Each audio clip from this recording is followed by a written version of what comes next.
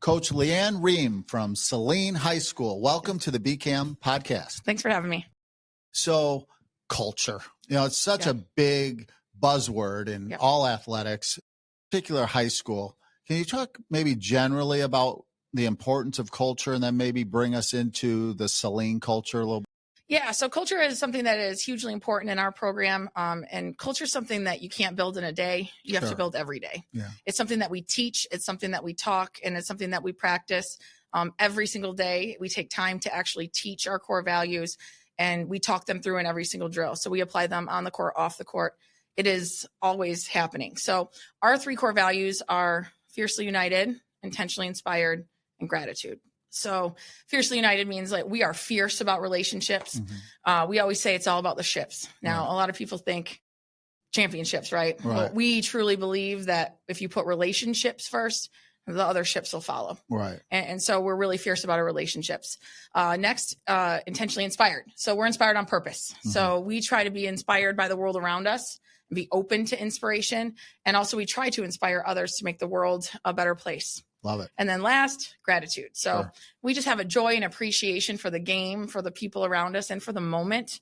Life is just a challenging time for adults and high school kids alike. And we have to live in this precious present. It's truly a gift, right? Yeah. So we try to have joy in the little things and the moments and have fun playing the greatest game on earth. How about that? So it sounds like it's a lot of fun to be part of your program. What do you do when things go wrong, when a player is upset about playing time or they're just having a bad day at school? How do you handle conflict?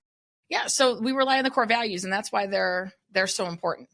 And so if a kid is having a down day, if I'm fiercely united with them as a coach, or their teammates either having a down day and they're fiercely united, we are going to help lift that kid up. It also allows for me to have conversations like, hey, let's talk about how you're feeling.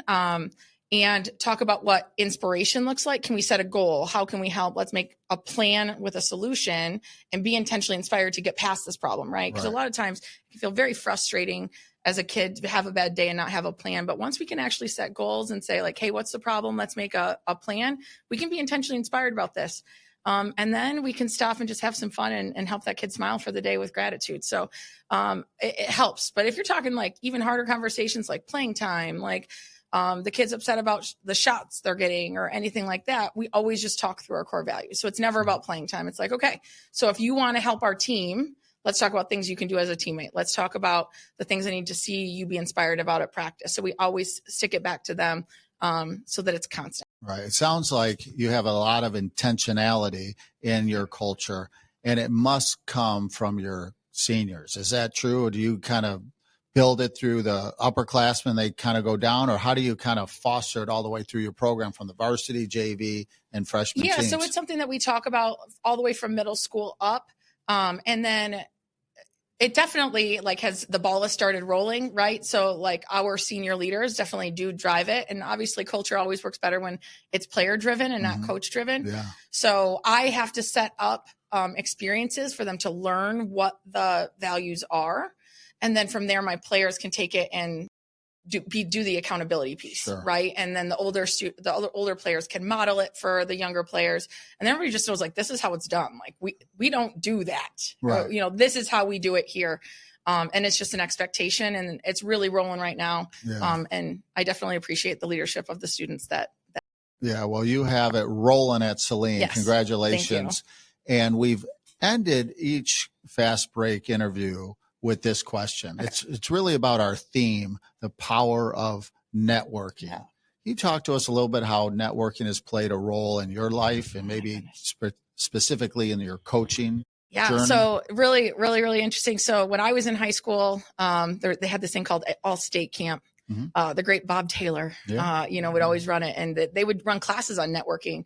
Oh. And so that was instilled for me from when I was little. My dad is also a legendary basketball coach.